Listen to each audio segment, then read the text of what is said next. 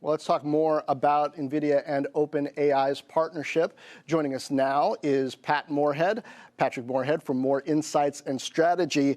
Patrick, big investment, big day. Is it fair to think of this as kind of Nvidia helping OpenAI with the down payment on this infrastructure build-out that's going to include a lot more Nvidia technology? Yeah, so John, this reminds me a lot of NVIDIA's investment into CoreWeave, Nebius, Lambda. And what makes this unique is that OpenAI isn't the actual service provider. They're the developer of this amazing thing called ChatGPT. What NVIDIA did do here is they locked in a certain amount of capacity or a certain amount of NVIDIA GPUs with OpenAI, which I think is very important given the increased competitive environment that the company is walking into. I mean, every one of the CSPs is trying to do their own XPU. You have AMD, you have Intel. Wait. You gotta tell us. We got to tell us what that means, because we got a financial audience here. The CSPs, translate, please. Yeah, so the cloud service providers, right? They're called neo clouds, right? CoreWeave, Nebius, and Lambda are serving up GPU workloads, right? And they're very specialized at doing that. NVIDIA is an investor in those.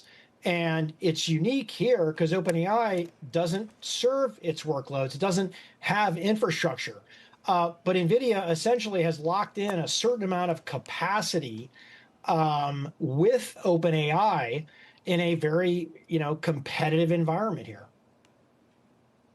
Now we're in this position where Nvidia and Microsoft, the two biggest, public companies by market cap at more than $4 trillion in market cap for Nvidia and just under that for Microsoft, are also, it looks like, the two biggest investors in OpenAI, even though those investments don't seem to rise to the level where they have particular control or influence. Does this raise any concerns or just show the strength of OpenAI as the catalyzing app to this whole AI moment we're in? I think it's a smart investment. I mean, even if you don't get control, you do get early access to what is going on in the company, and you would probably get some sort of better understanding of what they're doing internally. And I think there is a lot of value in that, even if you don't get a board seat, you don't get voting rights. And I think it keeps it a lot cleaner for NVIDIA. Pat, finally from me, and I know Morgan's got one for you as well, what does this mean for the other players in this space? I mean, sure, OpenAI has these relationships, but we don't yet know when it comes to AI infrastructure if there is a boom-bust cycle like there is in memory, or if it's more stable like it is with some other components. Could it be that this is Class A infrastructure that's being built out, but the Class B, if the demand doesn't show up as strongly during some period of time, actually sits fallow?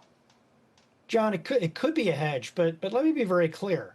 NVIDIA is the preferred partner today for OpenAI. And if you look at market share across GPUs, NVIDIA has about 90 to 95%, and AMD has the rest. So it's already preferred, but it likely is a preferred arrangement, a guaranteed arrangement, at least as far as a letter of intent goes, that says as long as the demand is here and as long as we can get it at a certain price, potentially a most favored nation price, then you are going to do this with me. The great thing about this unending demand for AI compute is there is a lot of room for AMD, for Broadcom, for Marvell, and every cloud player is doing their own XPU, which is essentially is a very highly optimized version of what GPUs are serving today. The Google TPU is the best example of it, where they trained Gemini and are doing inference on Gemini, and they're currently market share leader in what I'm referring to as an XPU. It's interesting to hear you frame it from a most favored nation standpoint, too, Pat. But if I shift gears a little bit here, Apple had another strong day. It closed in the regular session up 4%. It's up something like 8% over the past 5 days. We've seen this rally on the heels of the new iPhone and device releases. Does it have legs, especially as Apple turns positive for the year? So I think what investors, short answer is maybe. Investors are looking for the AI bump or something that gives it a service lift. There's no question that the company is hitting on fundamentals. And I think everybody right now is getting excited about some of the increased innovation, particularly along the iPhone Air. And the channel checks are indicating that iPhone 17 is doing better than the iPhone 16 at this current juncture. Now, this could be some buy aheads. This could be about innovation. But fundamentally, the biggest challenge at Apple is not being resolved here, and that's the lack of ability to leverage AI.